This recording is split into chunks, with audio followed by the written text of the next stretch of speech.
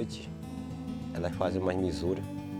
Pensa que é a caça que vem, não é, é ela, só que a gente não enxerga, né? Várias vezes ela já derrubou assim madeira, corta, tá cortando. Uma hora a madeira cai, a gente vai ver, tá em pé. Só que a gente não mexe com ela. Se a gente mexer, já sabe que ela é dona da floresta.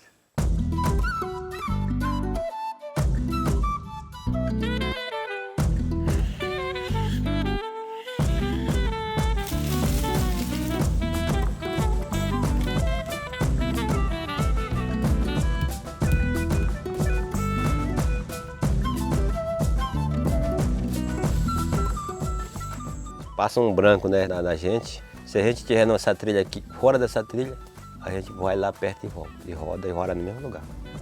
Roda no mesmo lugar. Ela já, como se diz, ela já tirou da mente da gente para onde a gente ia, né? Ela fica só rodando atrás da gente aí, para encantar a gente. Porque aqui a gente deve respeitar na floresta. Nós respeitamos a floresta respeita nós.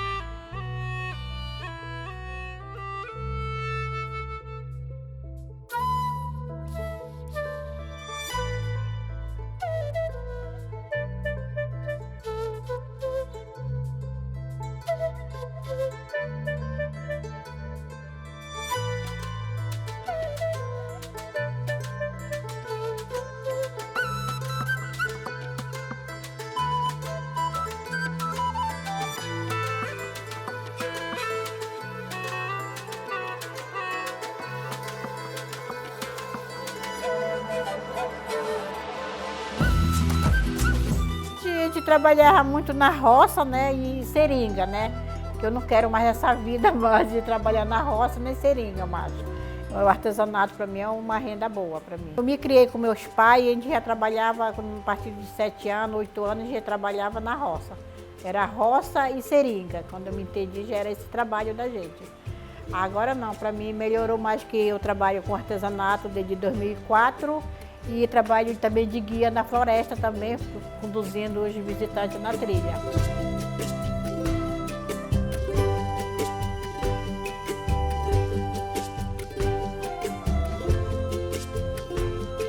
E esse daqui ele é feito com material da borracha, que são da seringueira, que a gente faz também umas folhas das mantas, para poder chegar a esse local aqui para fazer o artesanato dele. Nós temos 17 mulheres que trabalham e os maridos da gente também coletam as sementes para a gente fazer esse trabalho.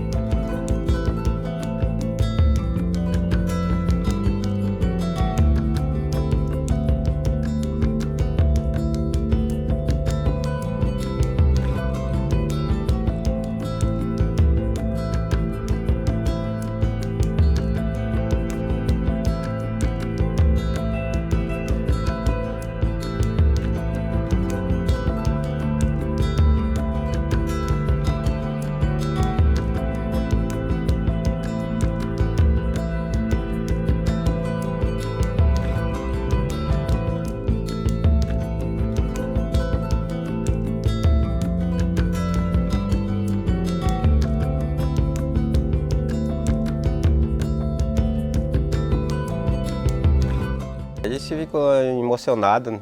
Eu choro, abraço ela e tiro a benção dela, como a gente disse, aí ficam lá, deitam no chão, lá choram lá e ficam emocionados. Que faz o trabalho, tem que ter o amor no trabalho, né? Porque se não tiver amor não tem nada. E eu agradeço muito isso, que foi uma mudança também para mim, sobre viver como turismo.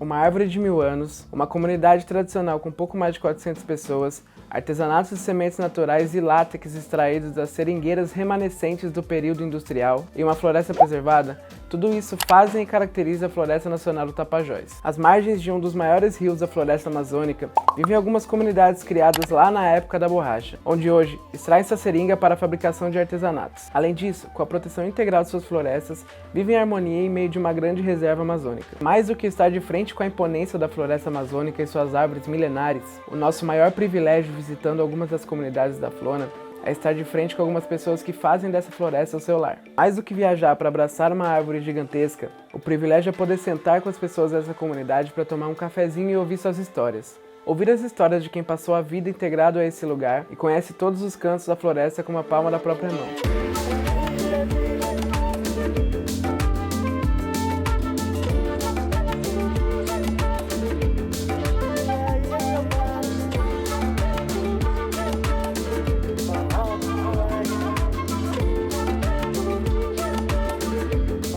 Bom, o recado que eu daria para eles era de não deixar de conhecer, né?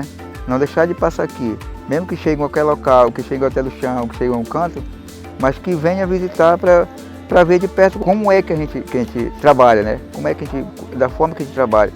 Então as pessoas que estão lá fora, que querem ver de perto aqui o nosso empreendimento e também não deixar de conhecer os nossos atrativos, né? Deixar de ver a nossa ave gigante da Flona. E no mesmo tempo eu quero apresentar o atrativo que a minha comunidade quer em si. E a gente está de braços abertos aqui para receber, né?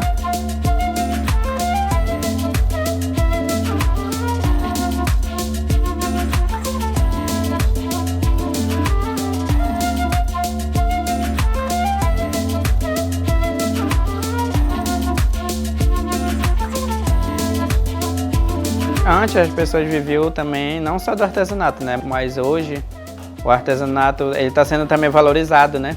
O artesanato veio para crescer, para as famílias venderem algumas peças para gerar renda. Então é o meio de sobrevivência. Hoje ele está sendo valorizado, não só aqui na nossa comunidade, como aqui na Flona, né? Na região, que várias comunidades já têm também há muitos anos, né? Começaram com o artesanato e hoje também a nossa comunidade está sendo divulgado e valorizado, né? Que não só aqui, mas para onde eles vão, ele representa a comunidade.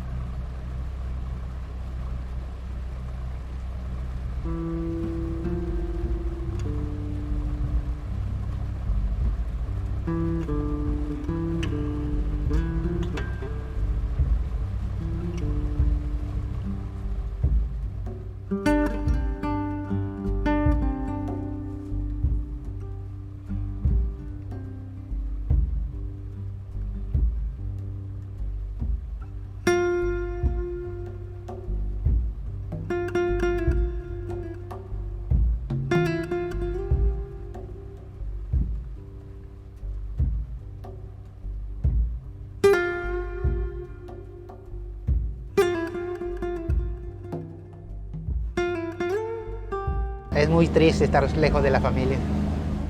Yo sé que ellos me van a entender porque estoy buscando algo tanto como para mí personalmente como para mi familia, ¿no? Para un futuro mejor. Pero como yo hablé con mi esposa, ¿no? Le dije a ella de que por la pandemia hay que esperar un poco y que Dios es el que determina todo, ¿no? O sea, con la familia uno lo tiene todo. Yo en mi caso particular, con mi esposa lo tengo todo, con mis hijas lo tengo todo.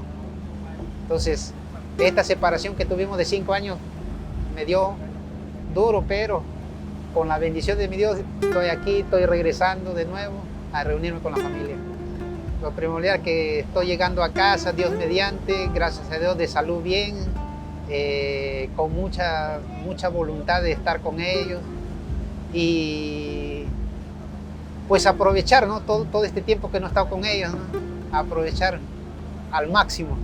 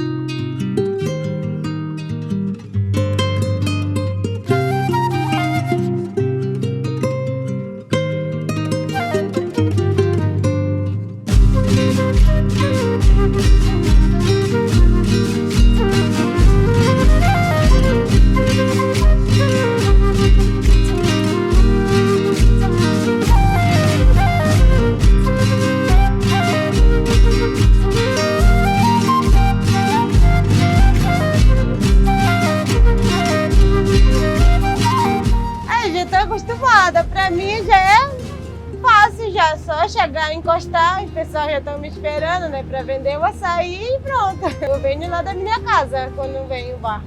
O pessoal lá embaixo me avisa quando o barco tá vindo. Eu nasci e me criei aqui. Meu pai e minha mãe são daqui, então nunca faria isso, não.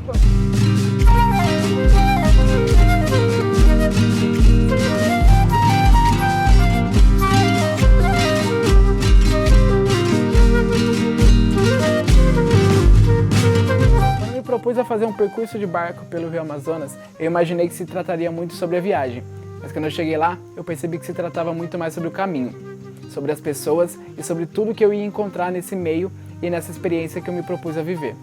Ao chegar no barco, eu pude entender um pouco da rotina e perspectiva dos moradores locais, eu pude entender o que eles esperavam, o que eles faziam e o que eles sentiam também. Eu imaginei que eu estaria aqui falando muito mais sobre os perrengues ou maneiras de fazer essa viagem, mas ao conhecer pessoas e histórias, eu percebi que se tratava sobre o caminho dessas pessoas e nem tanto sobre o meu. Eu percebi que muitas das pessoas que percorriam o Rio Amazonas de barco tinham histórias que poderiam contar e tinham suas vivências e estavam ali por algum motivo, para reencontrar um familiar, para viver uma experiência, para procurar um trabalho ou para retornar para sua casa depois de muito tempo.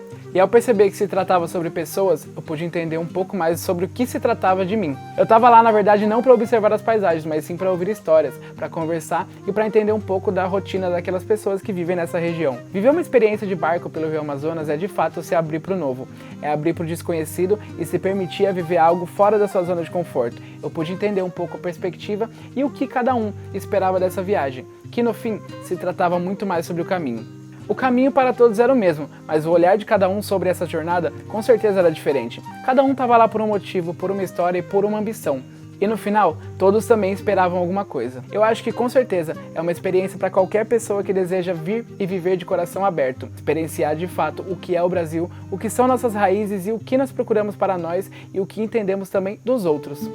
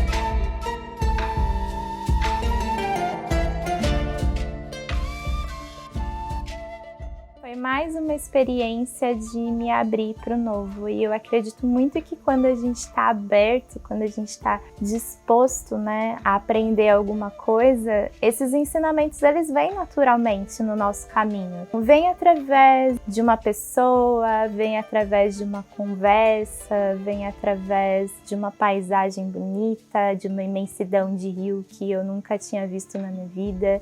Veio através de muitas pessoas que a gente acabou cruzando lá, porque o fato de você estar desconectado, sem internet, sem ter que pensar no horário de trabalho, sem estar muito preocupado com o que está acontecendo lá fora, me fez estar mais presente com o que estava acontecendo lá dentro. E eu acho que isso deu mais oportunidade da gente olhar para as pessoas, tentar entender ali como que funcionava aquilo, quem são essas pessoas que viajavam ali, pessoas dali, pessoas de outros países que vinham só para viver essa experiência da Amazônia, que pra gente que é brasileiro, às vezes é muito mais distante, porque quando a gente pensa em viajar aqui pelo Brasil, a gente vai pensar em várias regiões e a Amazônia a gente pensa como um sonho distante, mas quando a gente passa a andar, esses sonhos eles passam a ficar muito mais perto da gente, né? Fica muito mais fácil da gente compreender que é possível vivê-los. Então, eu acredito que sim, que eu aprendi bastante coisa através das oportunidades que estar presente ali me trouxe.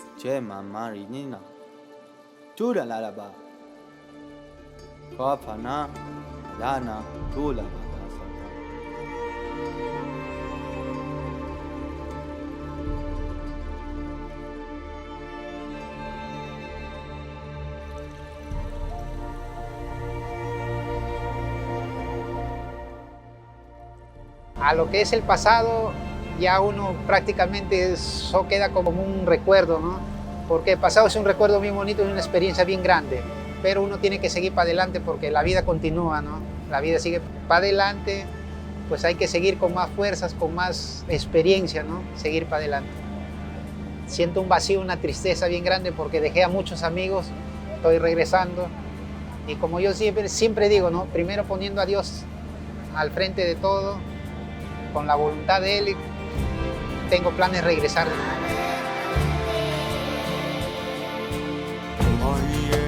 Quando viajamos pelo caminho, começamos a entender o porquê da viagem.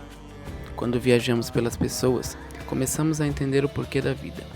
No fim, chegamos sozinhos e pelo caminho construímos nossa história. E por aqui, poucas coisas irão ficar. E só viveremos se um dia lembrarem de nós. Só morreremos quando esquecermos o tamanho do mundo. Nada vale mais do que o tempo, e é só isso que podemos doar. Enquanto o caminho existir, devemos por tudo seguir caminhando.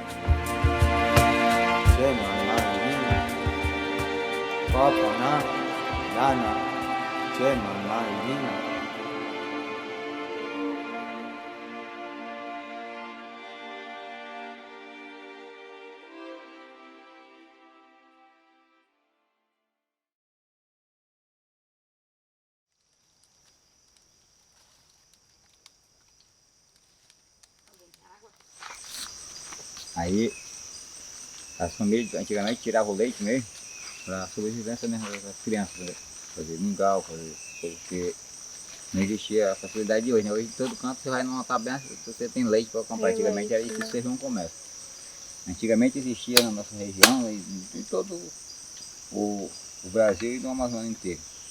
Era os coronel de barranco que a gente chamava. Aquele cara que passava de mês em mês, né? Nos igarapés para juntar a produção do pessoal, como leite da sopa, outros tipos de como castanha, essas coisas. Eu quero que o pessoal fazia o dinheiro. É o que o cara fazia. Chegava, ele precisava de um rancho, ele deixava o rancho para ti, mas naquela data ele queria chegar, queria ter que tivesse borracha, castanha, lá que fosse para ele levar para pagar o. Para pagar o cara. Isso.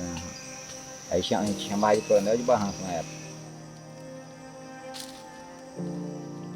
Eu acho história algo tão íntimo, porque são as pessoas partilhando algo delas, sabe? E você tá ali ouvindo algo tão íntimo de uma pessoa é encantador. Então, quando você chega e se impacta com isso, é uma coisa muito diferente. Então, não esperava isso, que foi assim, mágico, saber conhecer as histórias das pessoas, conhecer por que elas estão aqui, ver que todo mundo tem um pensamento bacana, legal, que acaba batendo com o seu, sabe? Sabe uma linha vibrando na mesma frequência? Eu acho que todo mundo que tá aqui tá vibrando nessa frequência.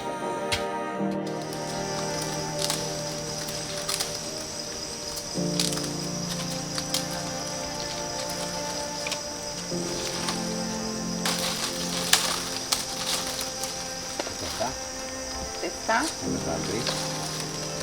Aí aqui você Só pega, jogar pra baixo, não é? você pega na cobertura da casa, você pega lá no final, você coloca uma árvore, um pão assim, desse jeito, e essa palha batendo em cima aqui, ó. Não é muito fácil, não. Ela vai escorar aqui.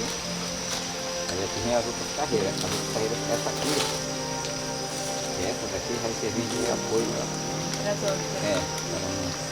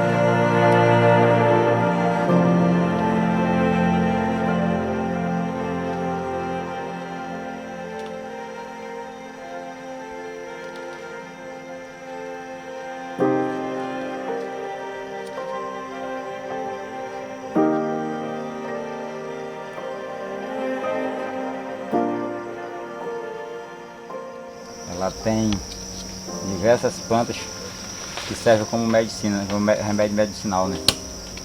Isso aqui é uma das madeiras que serve para você construir casa e também serve de medicamento, de remédio, para quem tem micose, essas coisas.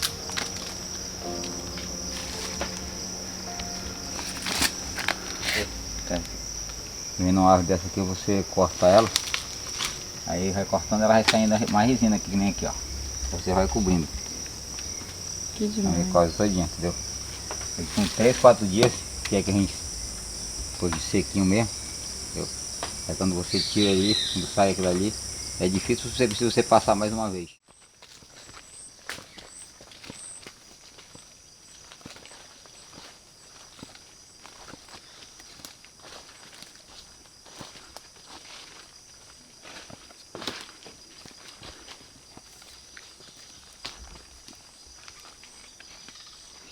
Porque isso aqui é mágico.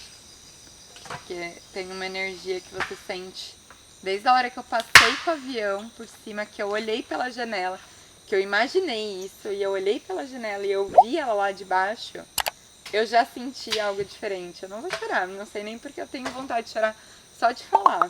É emocionante isso aqui. Eu amo natureza. Eu amo estar no meio disso. Eu amo de paixão. E só quem tá aqui consegue descrever o que é estar aqui. É uma energia e eu tô tão feliz aqui. Se as pessoas me perguntarem como eu tô muito feliz aqui. Muito feliz, diferente dos meus dias lá onde eu moro.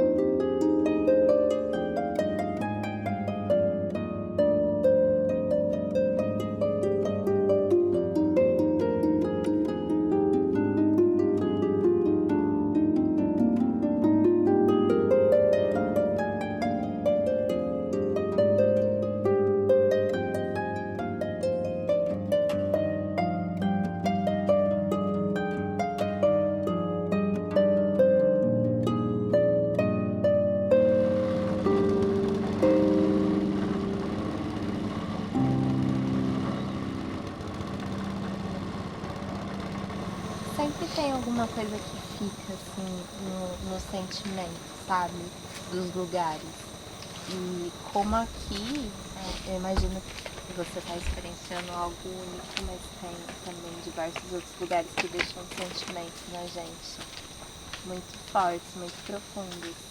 E sempre parece que tá faltando alguma coisinha, mas é porque a gente tá deixando nossa energia no lugar e o lugar tá deixando a energia na gente. Sim, também. Com certeza. Com certeza. E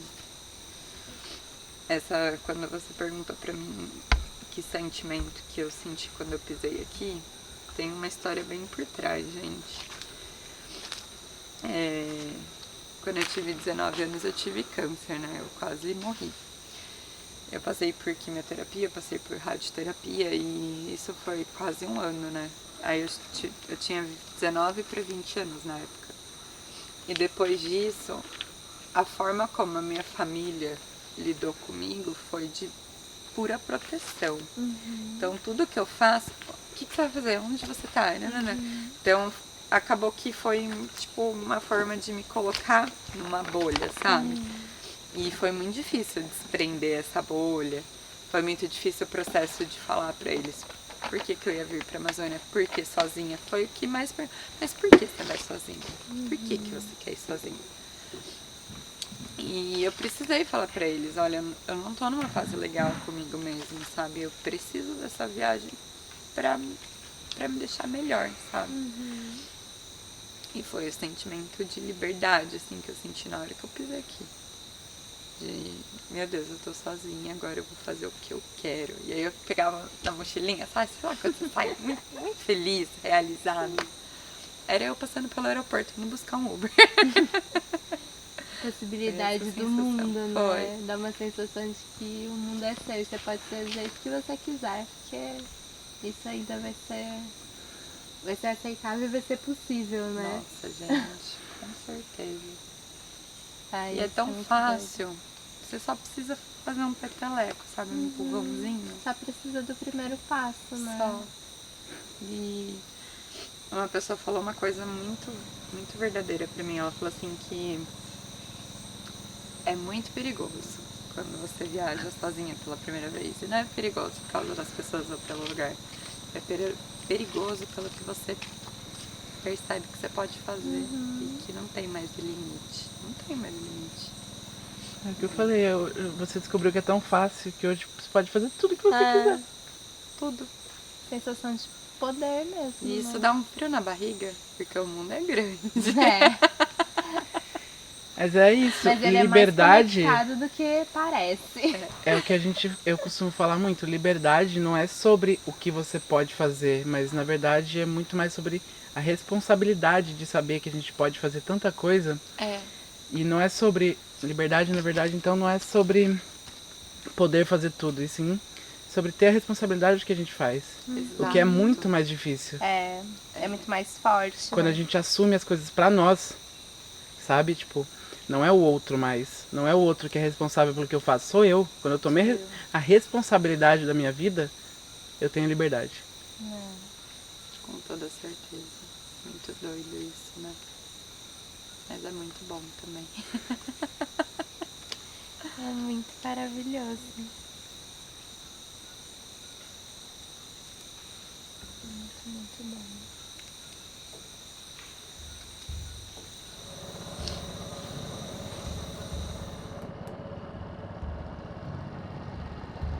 Eu ainda busco me conhecer, porque o autoconhecimento, eu acho que a gente pensa que tem fim, mas não tem. A gente tem oscilações no processo de autoconhecimento. Às vezes é tudo muito bom, às vezes é tudo muito ruim, e você vai indo nessa montanha-russa, né? Você não sabe onde que você tá, o que você tá sentindo, se é isso que você quer, se não é isso que você quer. Então, na minha rotina do meu autoconhecimento, eu tenho essas oscilações. E estar aqui também me tira dessas oscilações. Estar aqui, nesse exato momento, me dá uma oscilação muito grande também. Porque tá muito fora da minha zona de conforto, mas eu ainda tô me As pessoas permitindo. falam que ela é uma árvore dessa também, é grande assim, quando ela cai, ela flutua, né, no rio. Acho que não serve para fazer boia para flutuante, porque ela tem um negócio de um batedor, né. Como que seja a mãe dela, né, que esteja sempre protegendo, né? Mesmo no chão. E por que ela é o GPS da floresta também?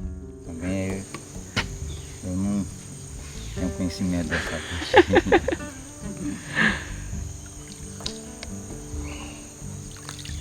Porque também pode ser a árvore maior, né, que tem, né? Pode ver que ela é acima, do lado do rio, tu vê que ela é acima da floresta todinha.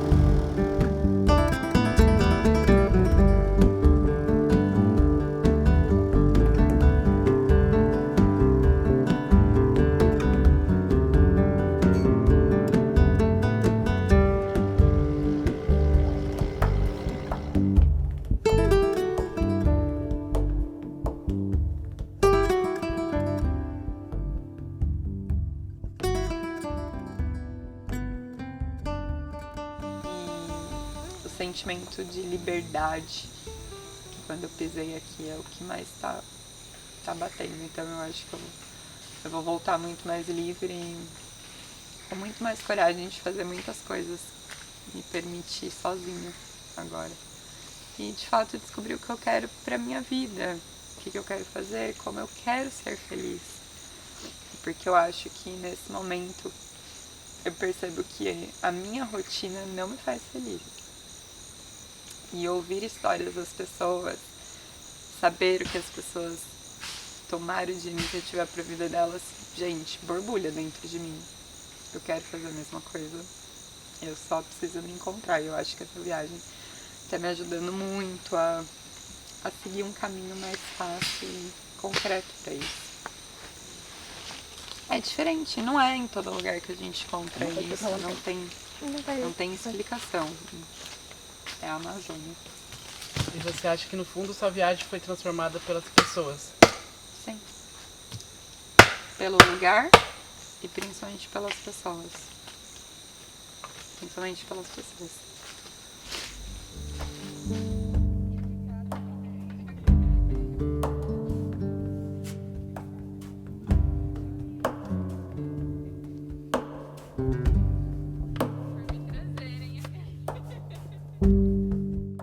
Piriquitamboia pendurada no galinho, pra querer comer o passarinho.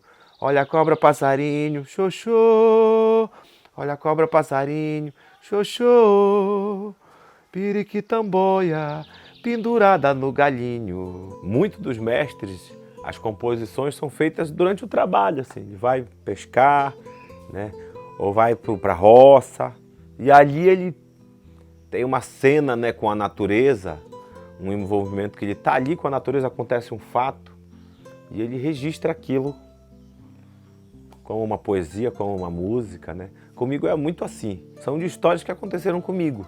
Falar dos peixes para mim é falar da minha vida, porque eu cresci no restaurante da minha avó na praia, vendo peixe assar. As letras, a maioria são experiências do dia a dia. São vivências amazônicas do dia a dia aqui, nessa região, né? Não só falando de mim, mas como falando de outros mestres também. O mestre Lucindo, né, que é um dos ícones dos mestres do carimbó, né, muito respeitado. Era um pescador, analfabeto, mas que tem as letras mais famosas, mais conhecidas, né, até hoje. Piriqui Tamboia, que ele contava que ele estava andando numa trilha e quando ele viu uma cobra, né, uma Piriqui Tamboia, uma cobra verde, né, e que ela ia para dar um bote num pássaro. E aí ele enxotou o passarinho. E aí disso veio uma música. O carimbó da raia, ele é isso. Eu estava lá em Belo Horizonte, pensando na minha bajara aqui em Alter do Chão, né? Pô, como a minha bajara está cheia d'água. Veio a música da raia, né? Foi como uma conversa com a raia, assim. Eu disse, olha, sai da minha frente que eu gosto de peixe, mas se tu ficar no meu caminho, a raia, ela faz parte do nosso crescimento, pelo menos aqui em Alter do Chão. Final da tarde, sai d'água, que já tem raia. A gente sabe o remédio que é bom para curar. Eu trago muito essa coisa da educação ambiental nas músicas. É passar um pouco disso, de como você se proteger. E todas essas coisas, elas são coisas que a gente carrega como um aprendizado amazônico mesmo, né? Desde pequeno, a gente aprende que aquele lugar ali, ele tem um protetor, um encantado que protege ali. E aquele lugar ali, ele não está ali, a gente não pode ir lá e desrespeitar aquele lugar, porque ele tem um ser que protege ali. Pode ser um curupira, uma cobra. Aqui a principal é a cobra, né? Como a mãe do lago, a mãe dos lugares aqui, geralmente está representado na figura de uma cobra. Na floresta é a samaúma, mas na beira dos lagos, igapó, são as serpentes, né? A cobra, como uma proteção. Ela não é como um ser que provoca o mal, ela é um encantado, é um ser protetor daqui na nossa região. A gente sabe que a nossa região é uma região muito ameaçada pelos garimpos, é uma região que precisa ser protegida. Às vezes, essa proteção ela não é só garantida pelos encantados, a gente acaba tendo que ter essa participação também, né? Como moradores locais, filho desse lugar, a gente tem que ter voz ativa para denunciar essas coisas que acontecem aqui no Tapajós. A população no Tapajós é muito maior que necessita do rio. E o rio, para a nossa vida, né, não só para a nossa região, mas para a vida do planeta, é muito mais importante. Falar do rio aqui é falar da nossa vida, é falar do nosso futuro, é falar do que a gente vai deixar para o nosso filho, para o nosso neto. Falar desses protetores é um pouco disso. O carimbó ele também é um movimento de resgate e de resistência, principalmente, né? Ele está aí 200 anos, é um ritmo que vai continuar aí e não vai sair porque ele está na cultura, ele está no coração dos mais antigos que vão passando para os mais novos e ele vai, né? Ele vai ressurgindo e resistindo. A gente sabe que o carimbó aqui nessa região, ele tem uma influência muito forte, um peso muito forte indígena, né? Por a gente estar num território grande. Para as bandas de Belém, né, Marajó, a influência é muito mais, né, africana. Em algum momento da história teve um encontro, o negro com o índio teve um encontro aqui na Amazônia, e esse encontro foi através da música, né? A gente sabe que o curimbó, ele é um tambor totalmente amazônico, é um tambor que já estava aqui, né, quando os nossos irmãos da África chegaram aqui, né, nesse regime de escravidão. Por algum momento eles tiveram esse encontro e o que o negro deixou foi o batuque no tambor. O carimbó, ele vem ser um ritmo afro-indígena, com influências da cultura portuguesa, né, da cultura lusitânia na época. No sopro, na dança também, né? A gente tem influência na dança também da África muito forte, daqui da Amazônia também, e no ritmo também. Então, a gente costuma dizer hoje em dia que o carimbó é um ritmo afro-indígena lusitano, né? É do branco, do negro e do índio, né? Principalmente. A gente, quando, por exemplo, está construindo o tambor, está voltando um pouco, né, nessa coisa do antepassado, né? A gente está buscando como que era feito antigamente, né? Não tinha madeira de pino, não tinha cano, era com tronco aqui. Por isso que chama carimbó, curimbó. Curi é pau oco e embó é escavado. É um tronco escavado, onde um lado tem um couro, onde se tira o som. Como se não fosse a gente que estivesse ali no palco, né? É uma coisa de transformação mesmo, de estar ali possuído, de uma certa forma, pelo tambor, pela maraca, pela música, né? E pelo ritmo, e pela dança. Esse movimento todo, ele nos teletransporta para um único local, que é o agora, né? O tambor ele te traz para o agora, ele nos traz para a roda, né? Junto com o pessoal que está dançando ali. Eu sou um objeto de transformação do carimbó e acredito que o carimbó é um objeto de transformação também e que ele traz essa coisa muito forte que é de trazer para o agora, para o transformar. Se tu tiver com uma dor no pé, tu vir pro carimbó, você vai dançar, você vai com certeza curar ali. Na dor de garganta, toma um chá de carimbó aqui, com certeza você vai ficar novinho.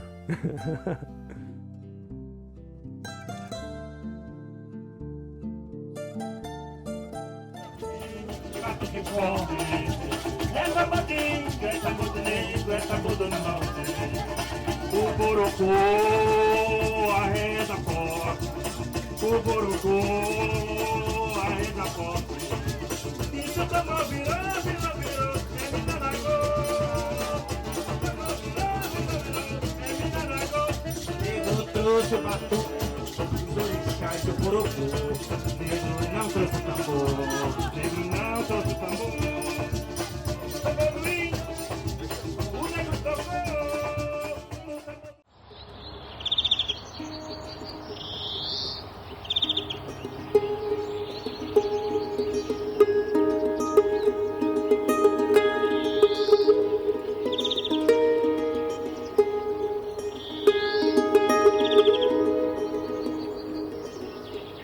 Não é todo mundo que tem a oportunidade de se conectar com um lugar como esse, né?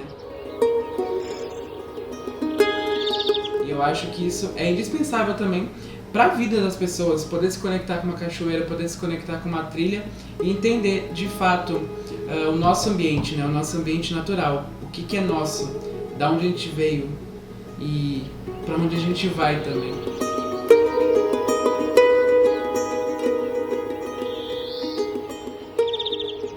E o que é nosso? Nossas raízes, na verdade, né? A gente é a natureza e a gente não consegue se separar da natureza. Então, se a gente olha para um lugar bonito, como uma trilha, como uma cachoeira, a gente se conecta com esse lugar. Na verdade, a gente se vê. Então, eu acho que isso proporciona uma conexão pessoal também.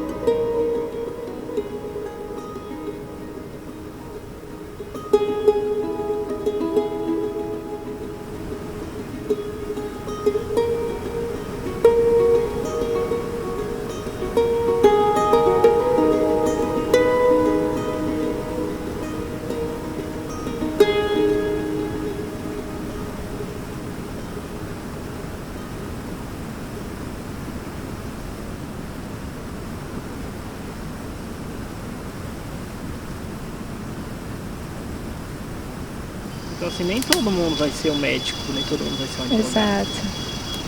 Mas a gente vai ter aquele cara que quer uma vida mais pacata, quer estar no interior, entendeu? Uhum. E aí ele acaba não tendo conhecimentos na geografia, no conteúdo fundamental e médio, pensado nessa possibilidade.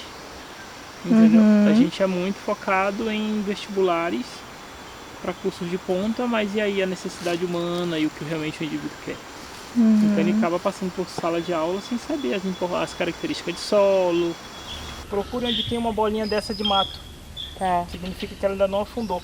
Dentro do perfil de selva de floresta, ainda mais na questão da linha do Equador, o caboclo da região ele se orienta como? Ah, Juju, tá nublado, não tem um sol.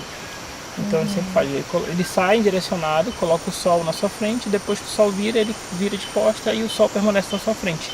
Então ele vai estar andando parcialmente em uma linha reta. Né? O que ele teria quando está nublado? Em sua maioria as árvores vão criar um musgo para o lado que o sol nasce. Então, opa, está nublado, eu não tenho sol, preciso andar em uma linha reta. Ele vai procurar algumas árvores que vão ter um musgo para o lado que o sol nasce. Isso é mais um conhecimento empírico do caboclo mesmo.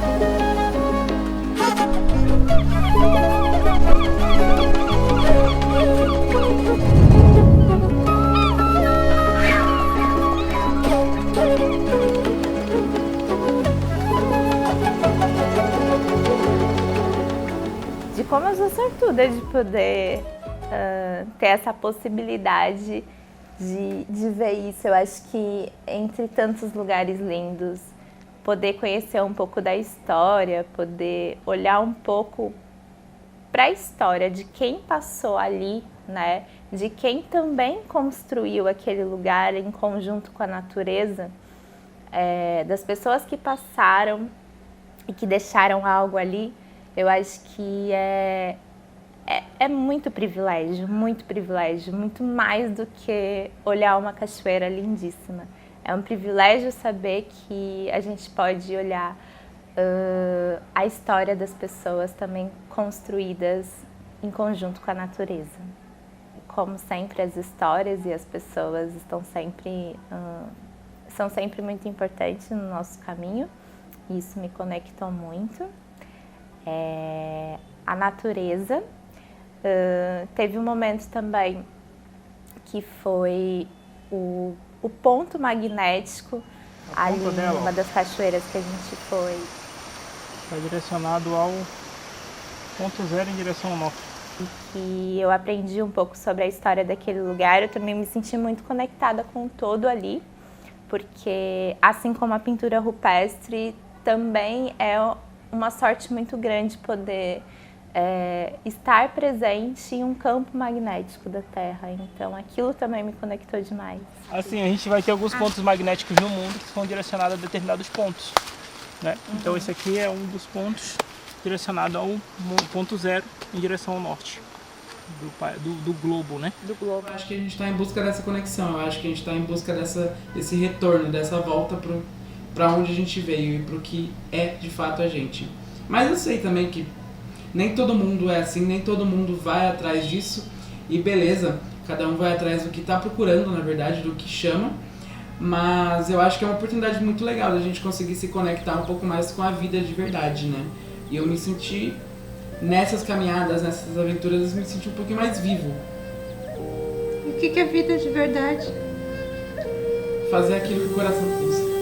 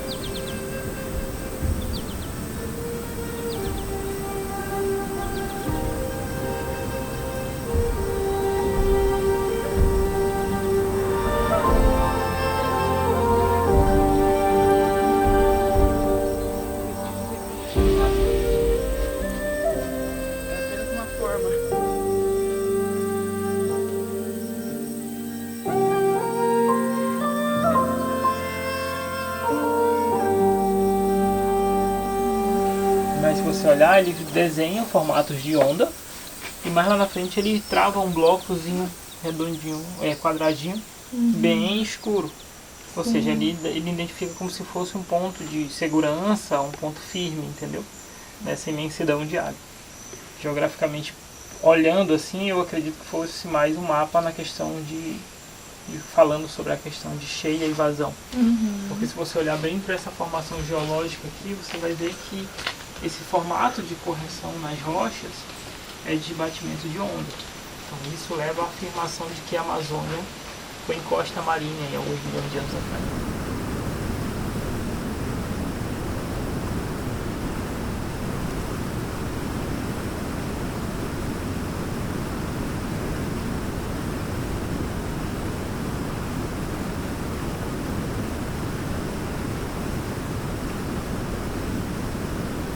Os processos erosivos de rocha são água, vento e sol.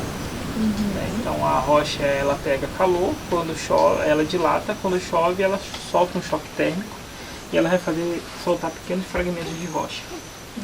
Esse é um processo erosivo, né, padrão, mas não descarta os outros formatos de processo erosivo de rocha, que aí seria esse batimento de onda de água em uma superfície rochosa. Sempre busco, quando eu chego nos lugares, a entender, né, o meu sentimento ali estando nesses lugares. E Presidente Figueiredo é um lugar muito lindo, com uma natureza incrível. E eu tive muita intensidade ali, estava com umas sensações muito profundas ali e busquei tentar entender o porquê nesse tempo que a gente ficou. Então, é muito emocionante conhecer dentro da Amazônia lugares tão lindos e ao mesmo tempo eu senti que era necessário entender o porquê que esses sentimentos estavam vindo à tona. Em alguns momentos eu me senti muito emocionada, em outros momentos eu me senti um tanto angustiada e eu acho que o pilar principal ali para eu conseguir entender o porquê que eu estava me sentindo desse jeito foi buscar um pouco da compreensão da história daquele lugar. Porque quando a gente passa pelos lugares, né, é muito comum que a gente fique tão extasiado com a beleza do lugar e não pare um tempo para entender o que a gente sente ali. E aí, buscando entender a história do lugar, eu consegui compreender um pouco do porquê eu estava me sentindo assim. Isso virou a chavinha para eu entender que aquele lugar tinha e tem sentimento, né? Tinha e tem alma dentro dele. É a Amazônia.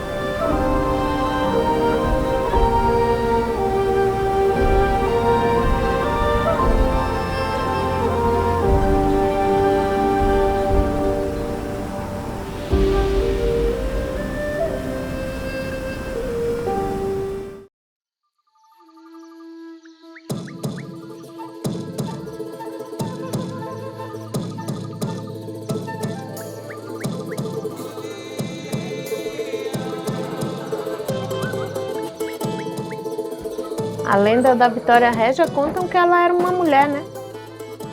Se você vê uma folha de Vitória Régia submersa, você vai ter um impacto bem diferente.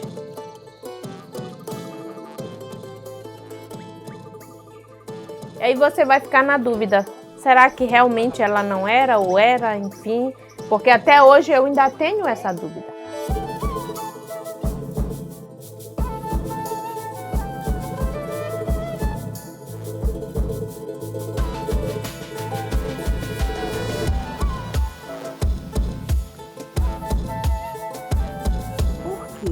Veja bem, aqui na terra, aqui em cima, no nosso habitat, você vai meter a cabeça no negócio que você está vendo que não é para fazer, né?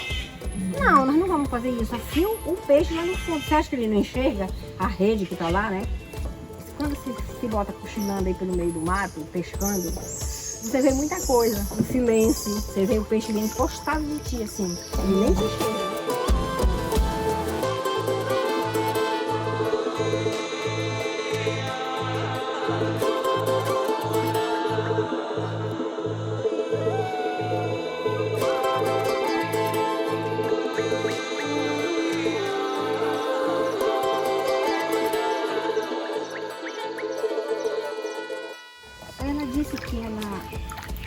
eles começaram a escutar uma zoadinha assim, perto dela. Ela encostou o capim, estava perto da terra. Estava assim no mês de julho. Aí ela estava pescando lá, puxando para cá o peixinho dela, né? Aí eles escutavam assim uma zoadinha assim, sabe? Aí ficou olhando assim, sabe o que é? Não viu nada. Quando ela viu, uma coisa se enrolou na perna dela, ela era um sucuriju desse tamanho, ó.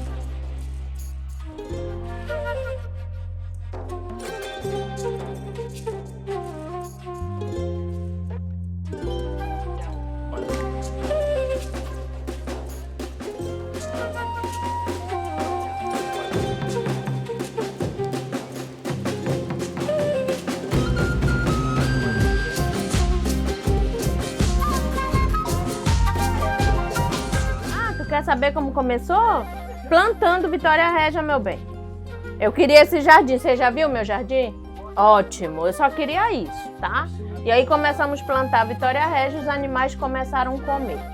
E aí o que acontece? Dona Dulce observou e aí começou a desenvolver receitas à base da planta. Podia plantar rosa do deserto, eu podia plantar orquídea, só que com a cheia e seca na Amazônia é impossível, né? Então vamos do que temos. Temos Vitória Régia, certo? Tá tudo ok. Aí eu olhei a tartaruga comendo ali a folha e fui lá e comi também. Aí fiquei aguardando morrer, né? Porque todo mundo dizia que era veneno. E aí não morri, comi uma folha maior, depois comi um pedaço de caule, foi aumentando o tamanho, foi aquela loucura toda. E aí hoje você viu o resultado.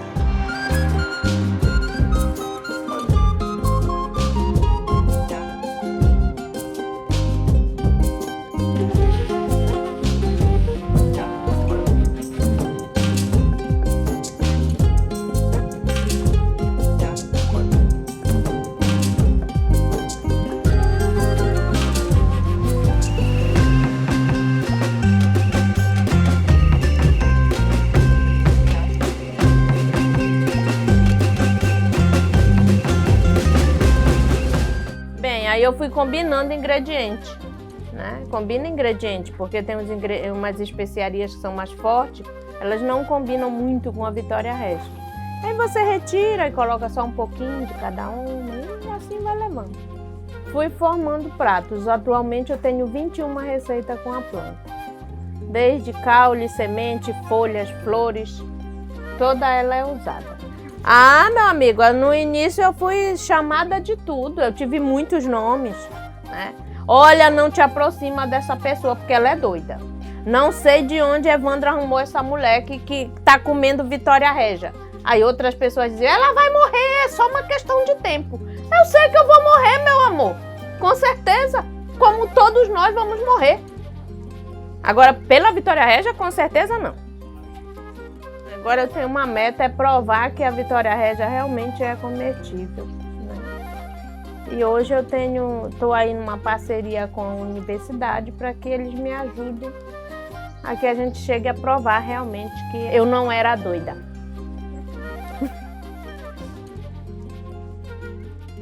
Então eu quero fazer os degraus da escada de concreto puro.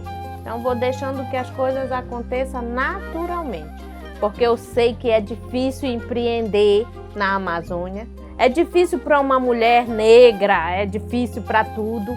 Então é melhor ficar quietinho e a gente vai trabalhando com o que temos, como podemos, né? E vamos deixando as coisas fluírem naturalmente.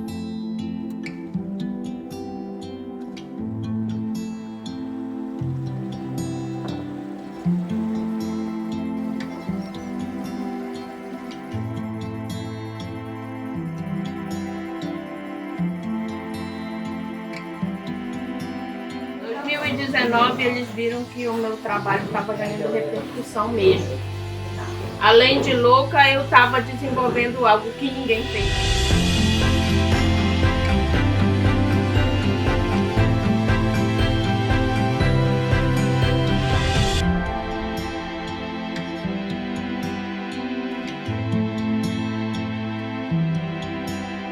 Não, eu sempre falo que eu não sou famosa não. Quem é famosa mesmo é a Vitória Régia. Eu sou conhecida, eu aqui na região, digamos, Se você entra aí em qualquer rede social, pesquisando passeio e tudo, minha casa já está incluída aí entre um dos roteiros, né? Então isso é maravilhoso, nem só para mim, como para nossa região também. E eu acho assim, o reconhecimento tem que existir. Quando você faz a diferença em qualquer que seja o segmento, eu acho muito bom quando as pessoas reconhecem. Quando você fala, quando você diz, porque não adianta depois de morto você dizer, mas ela era tão maravilhosa. Diz enquanto eu estou viva, para ouvir, né? Eu comecei a receber as pessoas que vinham para fotografar o nosso jardim. E aí eu oferecia, né? Vamos comer Vitória Régia, muitos saíam correndo. Outros consultavam o Google, né? E aí a maioria encarava comigo, a senhora come, eu como. E aí foi fluindo. Até hoje, quem divulga meu trabalho são as pessoas que passam por aqui. Eu tenho ali um Instagram e tudo, mas quem divulga mesmo são as pessoas.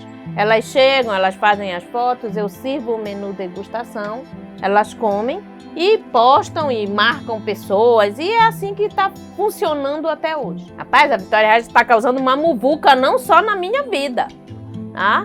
Como na vida de todo mundo que querem conhecer esta mulher, querem saber quem é. É um negócio de... Gente, eu só sou uma mulher. O que mudou foi justamente que eu fiquei mais conhecida devido eu ter desenvolvido algo que ninguém pensou antes, né?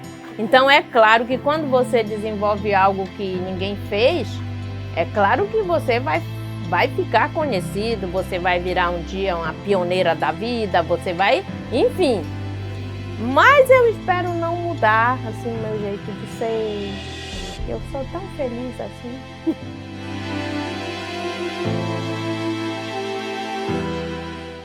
Torta, tempura, palito, produção patenteada. Se forem alter do chão, terá a degustação certa e personalizada. É isso. Ai, que massa. Obrigado. É linda. A gente tem que falar quem nós somos. E a gente tem que transmitir o conhecimento que nos foi repassado pelas nossas antepassadas, principalmente.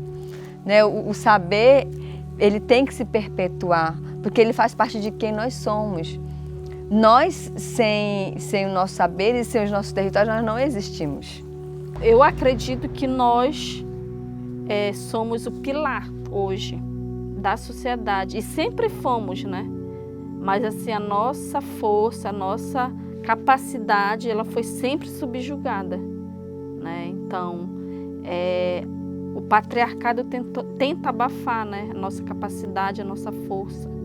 A mulher amazônica, ela tem problemas que só nós temos, ela tem especificidades que só nós temos, e dificilmente a gente percebe um olhar especial para essa mulher. Ela é muito invisível. Nós somos mulheres muito inteligentes, mulheres que têm um conhecimento ancestral super apurado, mas ainda não somos vistas dessa forma. Porque as mulheres sempre estão ali naquela vivência do dia a dia, no território, são elas que puxam essa frente, né? Quando começa a surgir as primeiras mulheres que vão para esse lugar de fala, né? Que vai ocupando esses espaços, se mostrando cada vez mais, encorajam essas outras mulheres que já fazem muito trabalho dentro dos territórios a estar saindo, né? A estar falando, se mostrando mais, colocando realmente em evidência essa figura feminina, né? Só que as mulheres, nos últimos tempos, elas querem sair dos bastidores para ocupar esses espaços de fala que já são delas de direito. Então, a mulher na Amazônia, ela tem muita força. E com essa mudança, vem a mulher saindo desses bastidores e querendo, não, eu quero ocupar o meu lugar que é de direito. Então, cada vez mais você vê que as mulheres estão tomando a frente, né, desses espaços de falar, de tomada de decisão. Tudo que a gente sabe aqui está conectado com a nossa vida real, né, com o que a gente convive. Então, ser a mulher amazônica é você saber que para viver, para o seu bem viver, eu preciso estar atenta ao meu povo, às necessidades do meu povo, as necessidades do lugar onde eu vivo, da floresta, do rio, porque eu não posso me desconectar disso. Então, eu crio a minha filha com essa percepção, eu ensino os meus alunos com essa percepção de um mundo mais coletivo, de um mundo que pensa desenvolvimento mais sustentável, não desenvolvimento por desenvolvimento, né? Ou que pensa que a nossa sobrevivência depende da floresta em pé. Elas sempre foram base de tudo, né? Dentro das comunidades, das aldeias, na vida diária, e aí isso acaba fortalecendo quem tem esse conhecimento e quer sair do território, porque sabe que é necessário, né, também ter esse espaço fora do território, como a gente vê agora, Joênia, né? É a primeira deputada, ela está agora na política, e reforçando isso, a gente vê que agora nessa próxima eleição vai ter muito mais mulheres se candidatando, né? Durante muito tempo nós tivemos a nossa identidade negada e agora não. A gente tem que vir colocar no mundo quem nós somos, por que nós estamos aqui. E deixa claro que o papel que a gente desempenha aqui é muito importante. Eu acredito que a mulher, ela é a base da sociedade. Ela é a peça principal. Vendo as mulheres no fronte, ainda tem uma esperança de a gente, né, mudar a nossa realidade. Esse resgate do nosso poder, do nosso valor, a valorização também que a gente recebe de fora agora, ela é uma força a mais nessa motriz aí social que é importante. Então eu acho que a gente entendeu em algum momento que a gente chega muito mais longe junto com outras do que sozinho, porque pelo menos para mim, se eu estou só não faz sentido, é triste para mim. O feliz mesmo é quando você conquista algo que não é só para você, que ele vai impactar a vida de outras pessoas. Eu mesma lutei durante muito tempo para estar em espaços de tomada de decisão quando eu falo de trabalho. E hoje em dia eu ocupo um cargo na organização que eu trabalho, que eu tenho esse poder de tomada de decisão, levando as vozes dos povos amazônicos para esse espaço. A maior inspiração que a gente tem, né, também eu acredito que são nossas mães, né, porque hoje nós estamos aqui lutando, porque as nossas mães, elas lutaram também, né? No período delas era outro momento, né? E hoje a gente está em outro momento lutando também. Então a gente carrega essa força também, né, das nossas mães, que elas foram guerreiras. Como conciliar também essa rotina de estar na luta e estar dando atenção para a família acaba sendo um peso, mas que a gente precisa estar se fazendo forte, né, para estar ocupando esse espaço, para estar saindo do território, defender as pautas que a gente leva. Minha mãe é uma mulher muito forte, a minha avó também. Minha avó teve 11 filhos, então criou esses 11 filhos. Depois a minha mãe veio e me ensinou que a gente precisa ser forte para estar no mundo, né, para lutar pelas coisas que a gente quer. E no dia a dia é muito isso. Se você está num espaço, você quer ser ouvido, você vai ter que colocar sua cara a tapa. É um conhecimento que ele vem sendo passado para a gente, da gente ter que enfrentar as coisas de frente, na frente, no fronte. Eu quero ser muito além do que as pessoas acham que eu deveria ser, porque eu sou do interior da Amazônia, ou porque eu vim do interior, de um lugar que socialmente ele não foi pensado para que a gente estivesse em espaços que historicamente eles nos foram negados, né? Então a gente luta por questões além da sobrevivência, né? Os povos indígenas, por exemplo, as mulheres indígenas, as mulheres quilombolas, elas lutam pela sobrevivência antes de qualquer outra coisa. Mas a gente se busca se fortalecer a todo tempo, seja unindo as mulheres, seja fazendo formação para que elas estejam a par de tudo que está acontecendo. Trazer essa conscientização, né? Por que o território dela é importante, principalmente o território indígena, não só para as pessoas que estão lá, mas para os nossos ancestrais que já se passaram por lá e que guardam também esse território. Então, ter essa preocupação, né, de fazer essas formações com a juventude. E nunca estar sozinho na luta, né? E saber que está fazendo essa formação hoje, amanhã eu não vou estar sozinha na luta também. A nossa conexão começa por saber que ou a gente está junto ou a gente não vai conseguir o mínimo, o básico para bem viver, para se organizar socialmente de uma maneira assim equilibrada, bonita. Então eu acho que essa conexão, além da natureza, é a conexão do povo mesmo, é tudo muito. Se você mora no interior, se você tem muito peixe, você divide com seu vizinho. Se você tem pouco peixe, você também vai dividir com seu vizinho, entendeu? Então é tudo realmente muito coletivo. E as mulheres têm isso, né? Isso é muito da nossa natureza, o cuidar, não no sentido de que só é isso, mas a gente é muito mais cuidadosa, muito mais observadora de pequenos detalhes. E eu vejo as mulheres amazônicas extremamente observadoras nesses pequenos detalhes que são importantes para a gente viver bem com o outro, na nossa casa, com a nossa comunidade. Nós queremos dias melhores, nós queremos, né, ser respeitadas, mulheres, nós queremos, né, estar nesses espaços, tomada de decisões, porque a gente não pensa só na gente, né? É diferente de muitos homens que só pensam neles. Nós não, nós pensamos no irmão, na irmã, na mãe, no sobrinho, no pai, até no cachorro, né, no gato a gente está pensando, e no filho, né, porque a gente tem esse dom do cuidado, né, da atenção, da sensibilidade, mas uma sensibilidade não é de fraqueza, é uma sensibilidade de força mesmo e de proteção. Então, por isso que hoje as mulheres elas estão no fronte, porque elas conseguem olhar não só para si, mas para o outro. Mas acima disso, é a gente imaginar que a gente pode ser o que a gente quiser, no dia que a gente quiser, aonde a gente quiser, porque a gente pode e porque é nosso direito também. Então eu acho que o maior desafio como mulher amazônica, como alguém que vive aqui nesse território geográfico, nesse território social, é compreender que eu tenho sonhos e que para realizá-los não é só força de vontade, eu preciso de oportunidade. Então o que me coloca, né, atrás de outras pessoas, mundo afora ou país afora, é a falta de oportunidade. Eu não tenho a mesma oportunidade que as pessoas têm. E hoje em dia eu sinto que a gente entendeu isso e a gente está atrás disso, entendeu?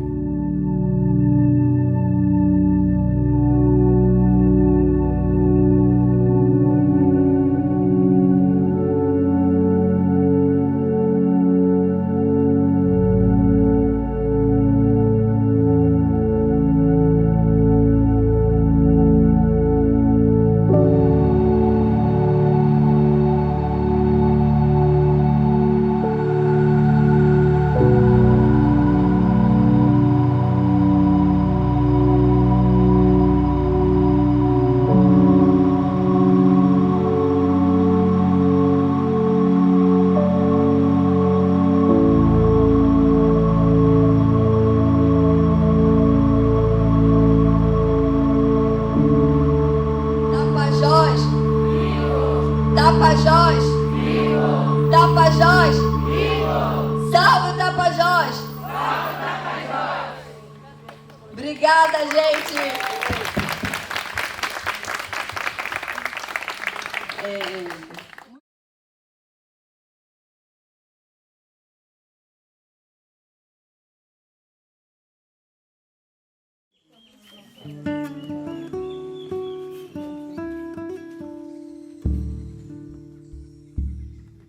Isso aqui eu posso falar para você que a gente vive da pesca, vive do roçado, mas a fonte maior da nossa comunidade, das pessoas que trabalham, são 43 pessoas envolvidas nessa atividade aqui, que nós vivemos do artesanato. A maior fonte de renda, isso aqui é o fixo mesmo, é o artesanato. A gente conseguiu, né, alavancar esse trabalho com o apoio de um parceiro que é o Projeto Sol de Alegria. A gente passou por vários processos, fomos certificados para garantir a qualidade do produto no mercado. Hoje nós somos reconhecidos dentro do Brasil, fora do Brasil a gente manda até encomenda para a Alemanha, tem mandado, né? Então assim, o trabalho nosso aqui é bem árduo mesmo e trabalhamos muito por encomenda, direto por encomenda aqui, e trabalhamos para deixar aqui também para quando as pessoas virem encontrarem aqui no nosso setor de trabalho, né? Mas a gente trabalha bastante por encomenda, temos lojas em São Paulo, Rio, Manaus, Belém. Então, vários pontos aí que a gente tem essa demanda, né, de trabalho para atender o povo que nos procura.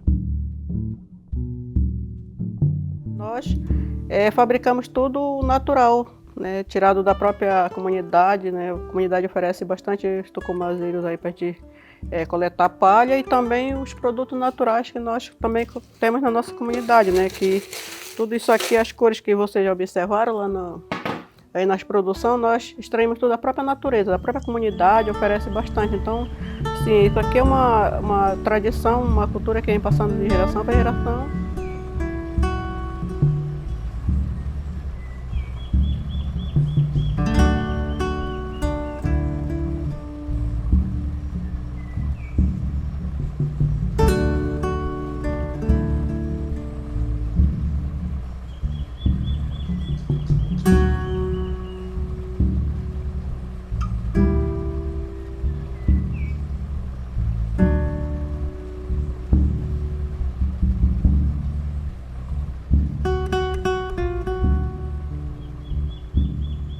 Fala em Amazônia, muitas vezes vem na nossa cabeça aquela imagem de muito verde e muita água. Mas nessa idealização, a gente acaba esquecendo um pouco sobre os verdadeiros protagonistas dessa região, que são as pessoas que vivem por lá. O turismo de base comunitária é uma forma de turismo onde o centro da experiência são as pessoas da comunidade. É uma forma da gente conhecer, aprender, descobrir um pouquinho mais das pessoas e dos estilos de vida que existem no nosso país.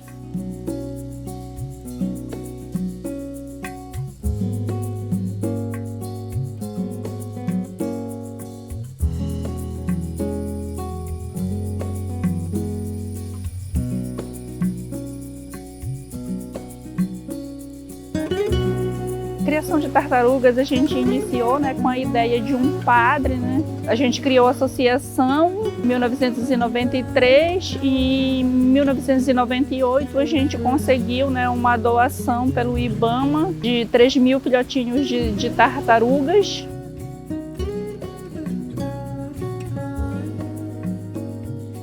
Desde então a gente tem esse projeto. Hoje elas estão com 24 anos, as maiores, né, que são as mais velhas. Então hoje a gente tem isso como ponto turístico, né, e preservação das espécies dentro do lago.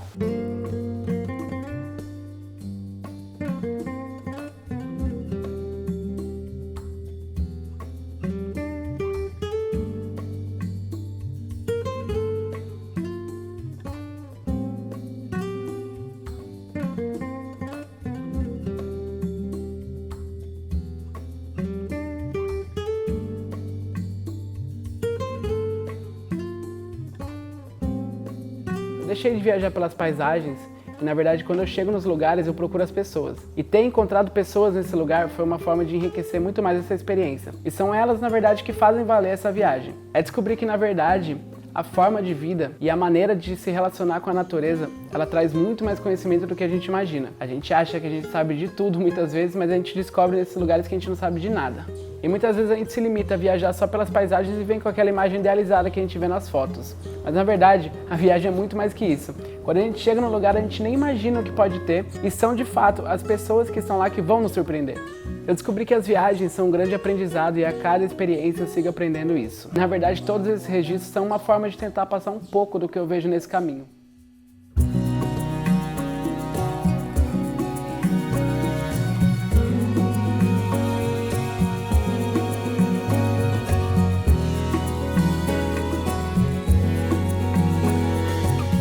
Trabalhou com apicultura e hoje a gente não trabalha mais, trabalha só com a meliponicultura, que foi em 2005, né? E a gente sabe, né, que as abelhas têm uma importância excelente para a natureza e para nós, né? A gente sabe que elas que fazem a polinização, né, das flores para a gente ter os frutos, né? Ter o nosso alimento na nossa mesa, no nosso dia a dia. E também com isso também ajuda a garantir também uma fonte de renda para a comunidade, né? Ou seja, para os meliponicultores que trabalham com as abelhas nativas.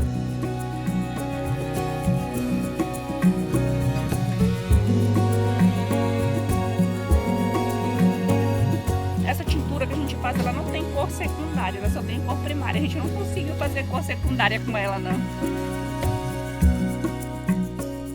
Vem o sol na manhã, ilumina, desperta, faz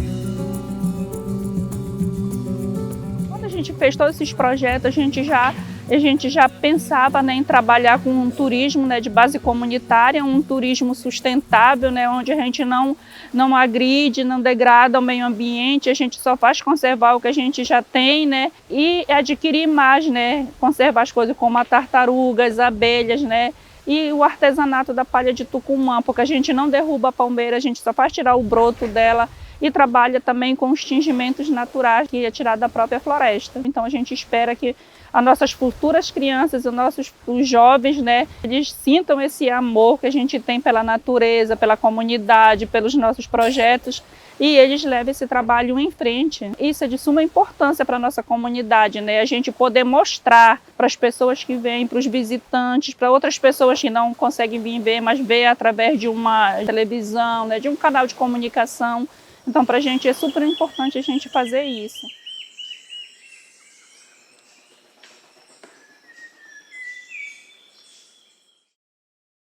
A gente vive num país que é um dos países que mais mata ambientalista, né? Isso a gente está falando dos não indígenas. Mas os indígenas que já estão há muito mais tempo fazendo esse papel de proteção dos territórios, de proteção dos animais, e está vivendo esse enfrentamento da invasão dos territórios todos os dias, né? A gente acompanha o jornal e vê, tantos por cento da Amazônia foram desmatados, né? Só fala das árvores, só fala dos rios, mas e as pessoas que estão ali dentro, né? Tendo essa vivência da proteção há muito, muito tempo. Quem que está se preocupando com ele? O Estado?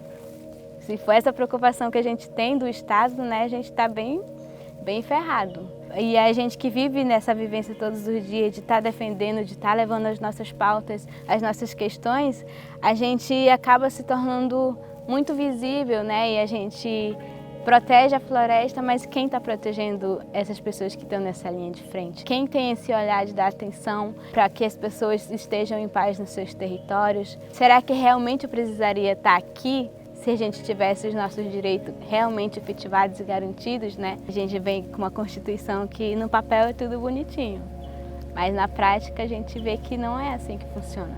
A Amazônia esse mês perdeu tanto por cento por conta do desmatamento.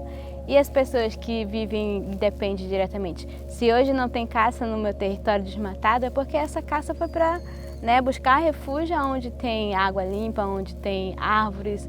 E nenhum animal quer viver num campo de soja, pegando sol, né, sem ter água próximo para tomar.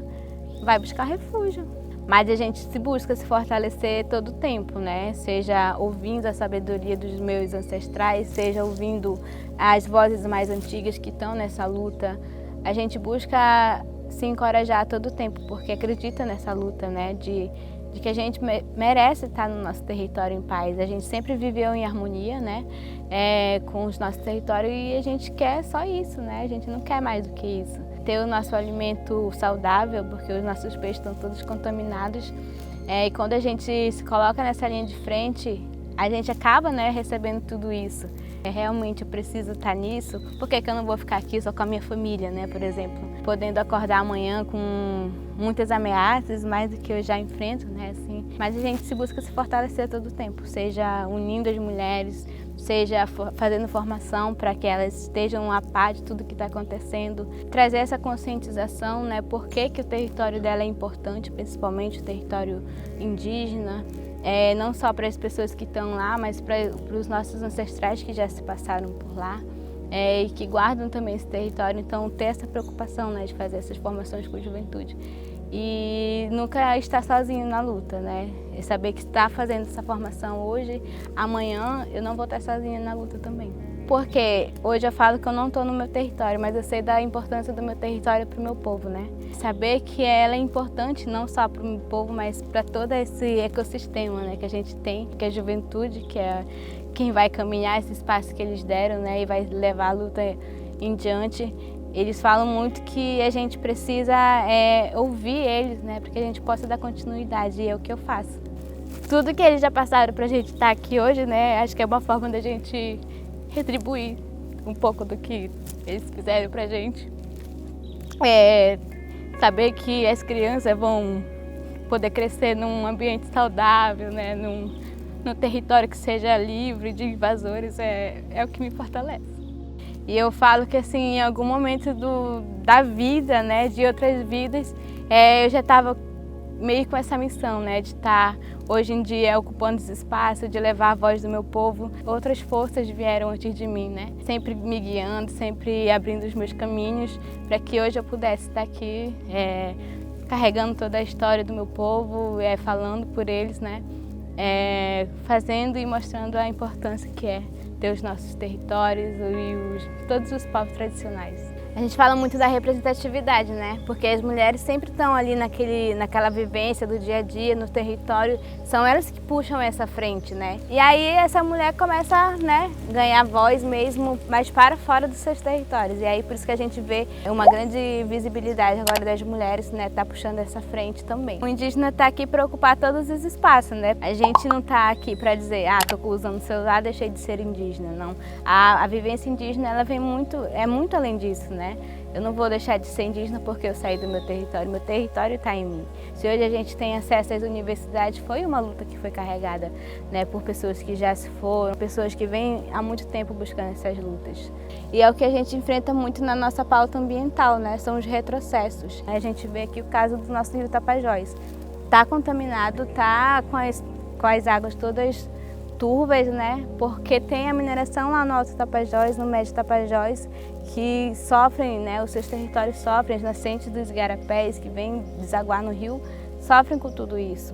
Então, qual é o olhar que a gente precisa ter, né? Essa preocupação de garantir os nossos direitos e não ter esse retrocesso, né, tanto nos direitos humanos quanto nos direitos ambientais.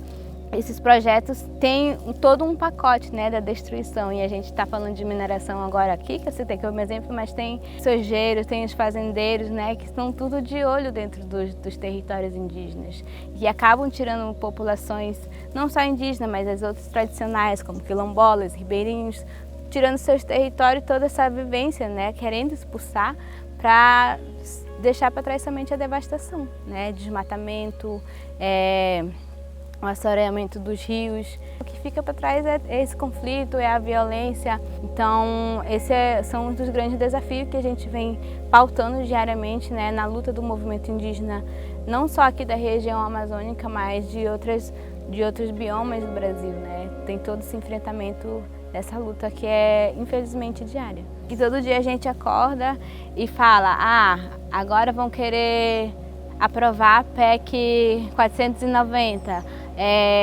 tantos outros projetos de lei que estão aí, que vai retroceder, né, toda essa luta que vem de anos e anos, e aí tu vai apoiar uma pessoa que quer fazer toda essa destruição e que está se destruindo a si mesmo, né? As pessoas não têm esse pensamento, acho que muitas das pessoas não têm essa ligação com a terra, que a gente, povos tradicionais, tem. Não é do meu interesse, então não vou me preocupar com isso.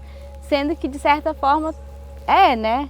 É a gente que vai depender do nosso rio limpo, do nosso ar. Eu sei que a gente está numa caminhada e que isso ainda possa demorar um pouco, mas eu sou bem confiante de que a gente vai ser muito respeitado ainda, né?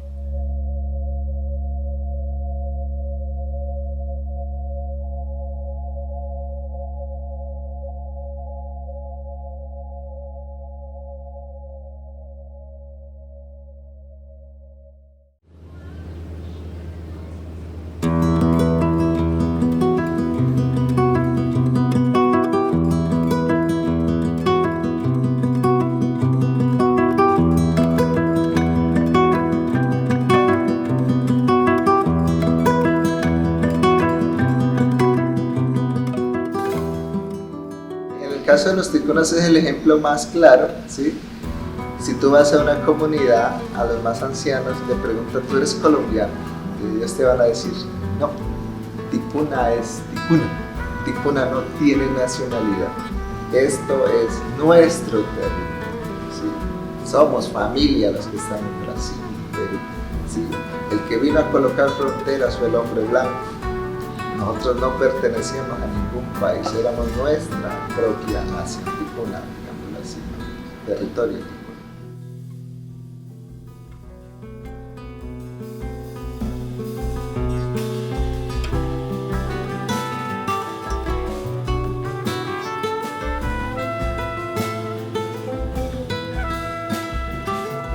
a gente diz um tchau, muita coisa pode acontecer, entendeu?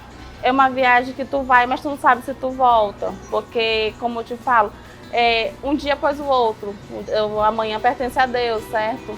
Então, pra mim, a parte difícil é deixar meus filhos em casa, entendeu? A saudade é imensa, tem dia que a gente chora, tem dia que a gente ri, é aquela coisa toda, entendeu? E no barco a gente constrói a família, né? Como uma família de casa. Tem dia que a gente se ama, tem dia que a gente se odeia, tem dia que se abraça, a gente quer bater um ao outro e assim a gente vai. Mas é dolorido deixar, a gente perde muita coisa aqui dentro, entendeu? São 15 dias viajando que a gente deixa muitas coisas de fora, entendeu? Não é para qualquer um, trabalhar viajando não é para qualquer um.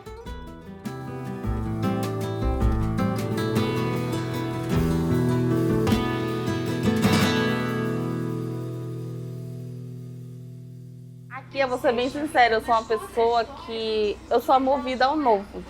Para mim, o novo, para mim todo dia o novo é lindo, entendeu? Eu não gosto de viver na mesmice. E trabalhar viajando é isso. É um dia diferente do outro, nunca vai ser a mesma coisa, cada viagem é diferente. Tipo, nessa viagem eu vou ter uma história para contar, na outra vai ser outra, entendeu?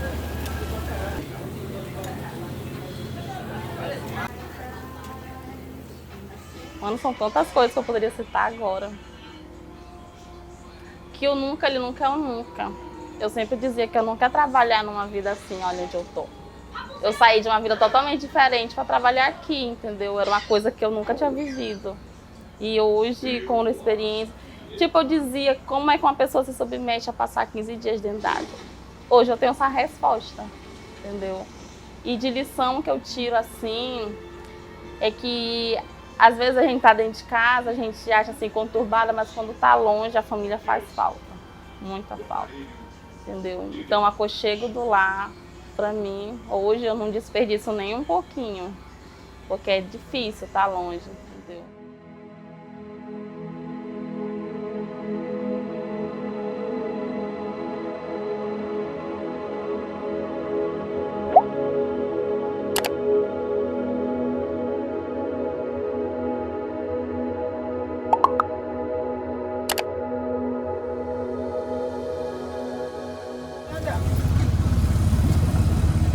¿Dónde anda? Tío. ¿Aló? ¿Aló? ¿Aló, aló? ¿Dónde anda, tío? Voy para el aeropuerto, ¿dónde anda? Voy para el aeropuerto, ¿dónde anda? ¿Dónde anda? Anda, palca, en esa. Está bien. Vamos para ahí entonces. Para encima.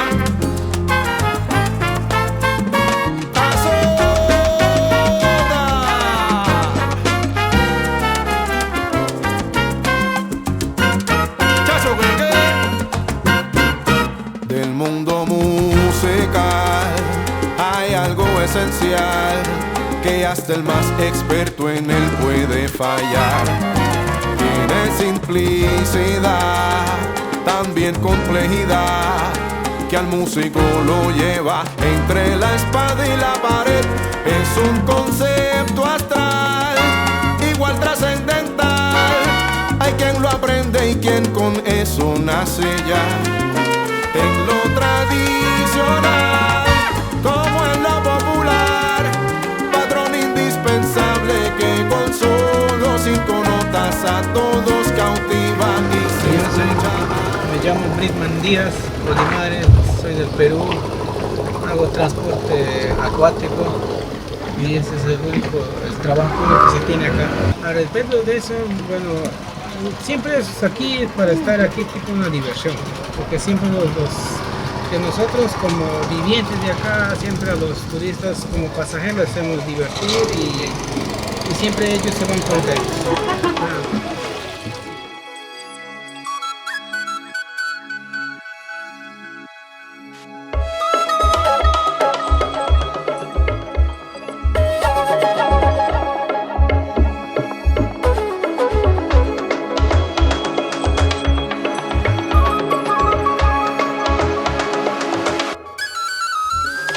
Mi nombre es Alex, ¿sí? Yo soy indígena Ocaina, ¿sí? Este museo digamos, tiene exposición de objetos que están relacionados a actividades de cacería, pesca, elaboración de alimentos y ceremonias rituales, y pertenecen a 3 grupos indígenas que son los más numerosos, ¿sí? Por eso la trascendencia. En total en el departamento del Amazonas, Colombia, somos 18, pero estos 3 tienen más población, ¿sí? Entonces está el grupo indígena Murimuyna, los Utotos, están los Yucunas y están los Ticunas, que también compartimos con Brasil, ¿no? Entonces, esos 3 grupos, pues cada uno con sus objetos, ¿no? Tienen sus rituales y sus ceremonias, y aquí se resalta esa diversidad cultural, ¿no? Y de costumbres étnicas que tenemos acá, pero al igual, pues todo al final tiene la misma importancia, cada uno con sus diferencias.